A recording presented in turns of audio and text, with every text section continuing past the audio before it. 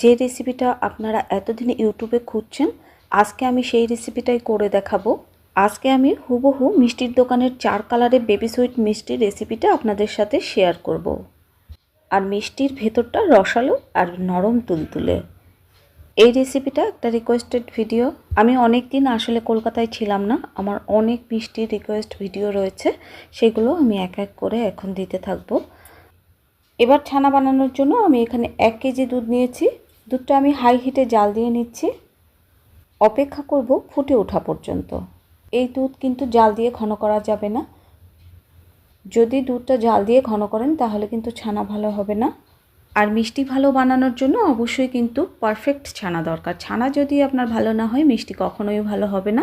এই ছানাটা একটু নরম করে কাটতে হবে, চড়া করে কাটা যাবে না। আপনারা যদি চড়া করে ছানা কাটেন তাহলে মিষ্টিগুলো কিন্তু শক্ত হবে, আপনি যত ভালো করেই বানান না কেন। কারণ একটা মিষ্টি ভালো হওয়া নির্ভর করে পুরো ছানার উপর। দুধটা ফুটে উঠেছে, আমি কেটে দিচ্ছি না আপনাদের বোঝার সুবিধার্থে। দেখুন দুধটা কিন্তু ফুলে উঠেছে। আর ঠিক এই সময়ে আমি গ্যাসটা বন্ধ করে দিচ্ছি। আমি গ্যাসটা বন্ধ করে দিয়েছি এবং দুধটা নেড়ে দিচ্ছি, কারণ দুধের উপর সর পড়তে দেওয়া যাবে না। দুধের উপর সর পড়লে মিষ্টি কিন্তু ভালো হবে না, তাই মাঝে মাঝেই নেড়ে দিতে হবে। আর এদিকে দেখুন আমি ছানা কাটার জন্য কাপড় আর একটা স্ট্রেনার রেডি করে রেখেছি। আমি দুধটা গ্যাস থেকে নামিয়ে নিয়েছি এবং 3 মিনিট মাঝে মাঝে নেড়ে নেড়ে আমি একটু ঠান্ডা করে নিচ্ছি, কারণ গরম অবস্থায় ছানা কাটা যাবে না, তাহলে কিন্তু ছানার মিষ্টি ভালো হবে না, শক্ত হবে। 3 মিনিট পর আমি ছানাটা কেটে নিচ্ছি। এখানে আমি 4 টেবিল চামচ ভিনেগারের সাথে 4 টেবিল চামচ জল মিশিয়ে নিয়েছি। আমার 4 টেবিল চামচ ভিনেগার কিন্তু লাগবে না, তবুও আমি একটু বেশি নিয়েছি। মোট কথা যতটুকু ভিনেগার নেবেন ঠিক ততটুকুই জল নেবেন, এটাই সঠিক মাপ। এই ছানাটা কিন্তু একটু আস্তে আস্তে কাটতে হবে, তাড়াহুড়ো করে কাটা যাবে না। এবার ভিনেগার মেশানো জল আমি নিয়ে নিচ্ছি। এভাবে দুধের সাথে মিশিয়ে আস্তে আস্তে ভিনেগার জলটা দুধের উপর দিয়ে দিচ্ছি।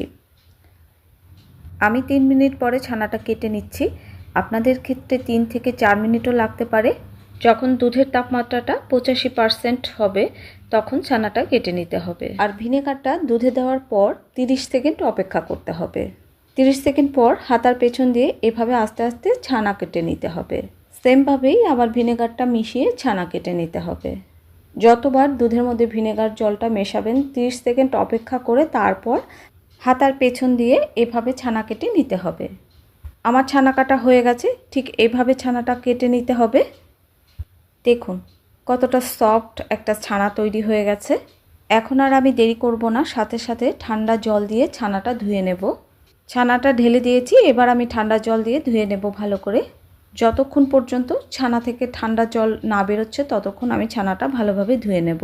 ছানা যদি গরম জলের মধ্যে রেখে দেন তাহলে ছানা ওভারকুক হয়ে যাবে। এই ছানা দিয়ে তখন মিষ্টি বানালে মিষ্টি ভালো হবে না। ছানা ওভারকুক হয়ে গেলে সেই ছানা দিয়ে যদি মিষ্টি বানানো হয় তাহলে সেই মিষ্টিগুলো কিন্তু শক্ত হয়। ছানাটা আমি বেশ ভালো করে ধুয়ে নিয়েছি। এবার ছানাটা আমি ঝুলিয়ে রাখবো যতক্ষণ পর্যন্ত জল পড়া বন্ধ না হয়। আর জল পড়া বন্ধ হলে ছানাটা আমি মোটা কাপড় দিয়ে পেঁচিয়ে রাখবো। অবশ্যই সুতির কাপড় নিতে হবে বা তোয়ালে নিলেও হবে। এবার মিষ্টি বানানোর জন্য প্রথমে আমি শিরা তৈরি করে নেব। আর শিরাটা অবশ্যই পাতলা শিরা হতে হবে। শিরা বানানোর জন্য আমি 2 কাপ চিনি দিয়েছি, আর 2 কাপ চিনির জন্য 2.5 কাপ জল দিয়ে দিচ্ছি। আপনারা যদি একটু বেশি মিষ্টি পছন্দ করেন তাহলে 2 কাপ চিনির জন্য 2 কাপ জলই দিতে পারেন। একটা কথা মনে রাখবেন, ভাজা যত রকমের মিষ্টি বানানো হয় সব মিষ্টিগুলোই পাতলা শিরাতে বানানো হয়। এই শিরা জাল দিয়ে ঘন করার কোনো প্রয়োজন নেই। এই শিরাটা একতার বা দোতারের শিরা হবে না, চিনি গলে ফুটে উঠলেই শিরাটা তৈরি হয়ে যাবে। আমি চেষ্টা করি সবসময় মিষ্টির দোকানের রেসিপিগুলো শেয়ার করার জন্য, এই জন্য মিষ্টির ভিডিওগুলো দিতে একটু দেরি হয়ে যায়।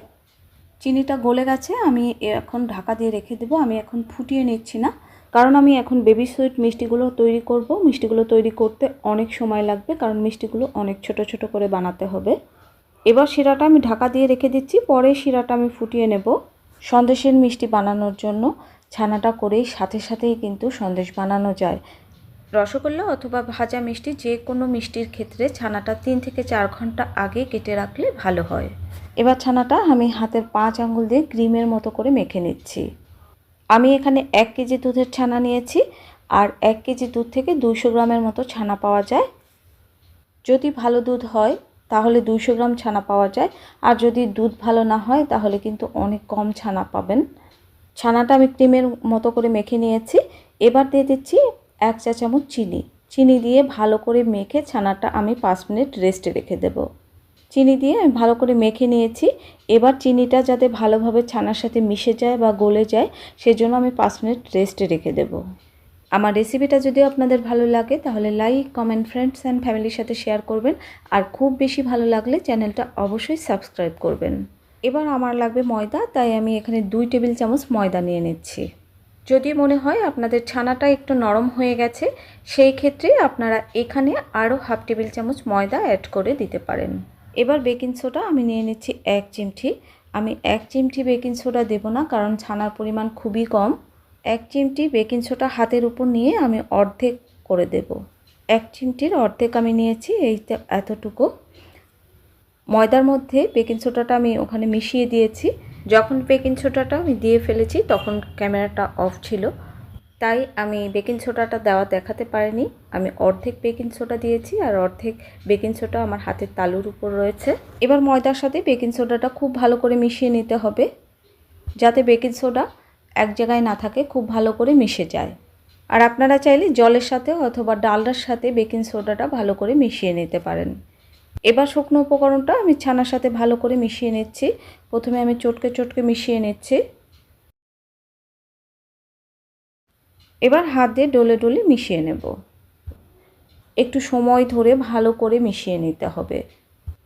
ছানাটা যতটা ভালো করে মেশাবেন মিষ্টিগুলো কিন্তু ততটাই ভালো হবে। ছানাটা আমি খুব ভালো করে মিশিয়ে নিয়েছি। মিষ্টিগুলো যাতে এক সাইজ হয় বা সমান হয় এই জন্য ছোট ছোট লেচি কেটে নিতে হবে। আমি আপনাদের দেখাচ্ছি, আপনারা এভাবে ছোট ছোট করে লেচি কেটে নেবেন। যারা নতুন মিষ্টি বানাবেন তাহলে মিষ্টিগুলো সমান হবে। আমি আর লেচি কেটে নিচ্ছি না, আমি এমনিতেই বানাবো। একটা প্লেটের উপর আমি সাদা তেল দিয়ে দিচ্ছি এবং প্লেটের উপর তেলটা আমি মেখে দেব। প্লেটের উপর আমি তেল মেখে নিচ্ছি, কারণ মিষ্টির বলগুলো বানিয়ে আমি এই প্লেটের উপর রাখবো। আর যখন মিষ্টিগুলো ভাজার সময় ছেড়ে দেব তখন প্লেট থেকে কিন্তু তেল দেওয়ার কারণে খুব সহজেই তেলের মধ্যে মিষ্টিগুলো পড়ে যাবে। আমি ছোট ছোট গোল বল করে নেব। আপনারা চাইলে লম্বা শেপও দিতে পারেন অথবা গোল শেপও দিতে পারেন, তবে গোল শেপেই কিন্তু মিষ্টির দোকানে বেশি বানানো হয়, তাই আমি গোল শেপ করেই দেখাচ্ছি। আর গোল শেপ তো সবাই দিতে পারেন, তাই আমি আর দেখাচ্ছি না। মিষ্টির বলগুলো আমি প্লেটে রেখে দিচ্ছি। আর মিষ্টির বলগুলো কিন্তু খুব নিখুঁত করতে হবে, যাতে কোনো জায়গায় ফাটল না থাকে। ফাটল থাকলে কিন্তু তেলে ভাজার সময় সেই জায়গা থেকে কিন্তু ফেটে যাবে। গুঁড়ো দুধ দিয়ে কীভাবে বেবি সুইট মিষ্টি বানানো হয় আমার চ্যানেলে দেওয়া আছে, আপনারা গুঁড়ো দুধ দিয়ে যারা বানাবেন সেই রেসিপিগুলো দেখে নিতে পারেন। দেখুন আমার মিষ্টির বলগুলো কতটা মসৃণ হয়েছে, ঠিক এমনই হতে হবে। এবার সব মিষ্টির বলগুলো আমি বানিয়ে নিচ্ছি। সব মিষ্টির বলগুলো আমি বানিয়ে নিয়েছি, দেখুন দেখতে কতটা সুন্দর লাগছে। এবার মিষ্টির বলগুলো আমি ভেজে নেব। এর জন্য তেল দিয়ে দিচ্ছি, আমি সাদা তেলে মিষ্টিগুলো ভেজে নেব। মিষ্টিগুলো ভাজার জন্য ননস্টিক কড়াই নিলে বেশি ভালো হয়। বিশেষ করে যারা নতুন তারা তো অবশ্যই ননস্টিক নেওয়ার চেষ্টা করবেন।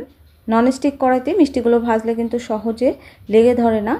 আর পাশের দেখতে পাচ্ছেন আমি শিরাটা কিন্তু জেলে দিয়েছি। তেলটা যখন হালকা গরম হবে তখন মিষ্টির বলগুলো আমি তেলের মধ্যে ছেড়ে দেব।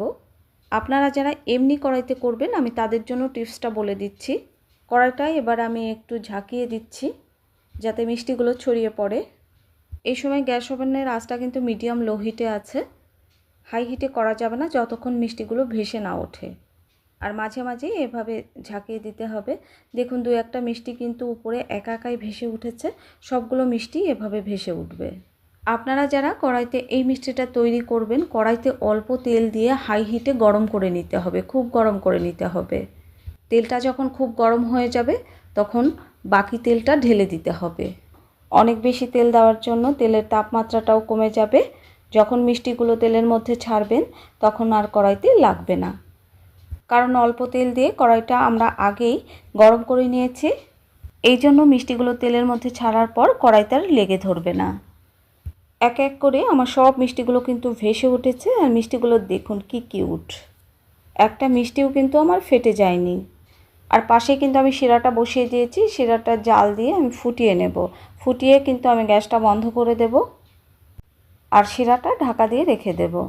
এখন গ্যাসের আঁচটা আমি মিডিয়াম হাই হিটে করে দিয়েছি। এবার অনবরত নেড়ে নেড়ে মিষ্টিগুলো ভেজে নিতে হবে। আমি 4 কালারের বেবি সুইট মিষ্টিটা তৈরি করে আপনাদের দেখাচ্ছি এবং কোনো কালার মেশানো ছাড়াই কিন্তু আমি 4 কালারের বেবি সুইট মিষ্টি তৈরি করে দেখাবো খুবই সহজে।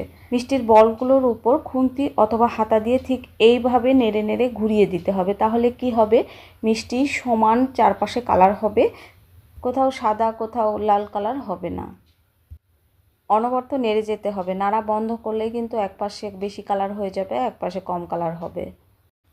এই যে দেখুন মিষ্টির উপর হালকা কালার চলে এসছে, হালকা হলুদ হলুদ কালার চলে এসছে। এই সময় আমি কিছু মিষ্টি তুলে নিচ্ছি, তুলে আমি সরাসরি শিরার মধ্যে ছেড়ে দিচ্ছি, একদম গরম শিরার মধ্যে ছেড়ে দিচ্ছি। আর শিরার মধ্যে ছাড়ার পর মিষ্টিগুলো আমি নেড়ে দেব। আমি এখন দেখাতে পারছি না, আমি লাস্টে দেখাবো। দ্বিতীয় কালারের জন্য কিছু মিষ্টির বল আমি তুলে নিচ্ছি, এবার নেড়ে চেড়ে আবার ভেজে নেব। এটা হচ্ছে গোলাপ জামুনের কালার করে তুলে নেব আমি। এই তো কালার চলে এসছে, এখন আমি কিছু মিষ্টি তুলে নেব।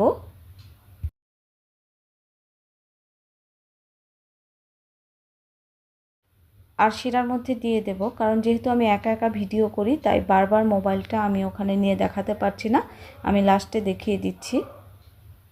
আর এই মিষ্টিগুলো আমি কালো জামের কালার করে নেব।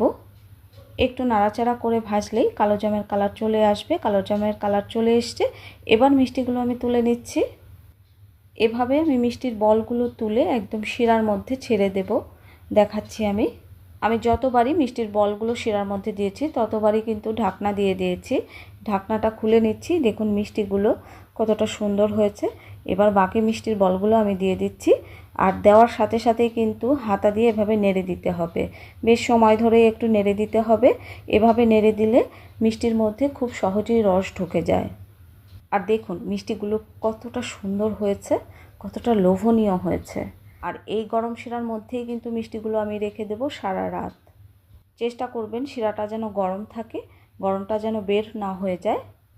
যদি মনে করেন যে ঠান্ডা হয়ে গেছে তাড়াতাড়ি, তাহলে গ্যাসের চুলায় একটু হালকা করে গরম করে ঢাকনা দিয়ে রেখে দিতে পারেন। সারা রাত মিষ্টিগুলো রস খেয়ে একদম টুসটুসে হয়ে গেছে। আর মিষ্টিটা কতটা রসালো নরম তুলতুলে হয়েছে দেখে বুঝতে পেরেছেন। আর এই মিষ্টিগুলো কিন্তু দিয়েই জর্দা পোলাও বানানো হয়। সবাই সুস্থ থাকবেন, ভালো থাকবেন, টাটা।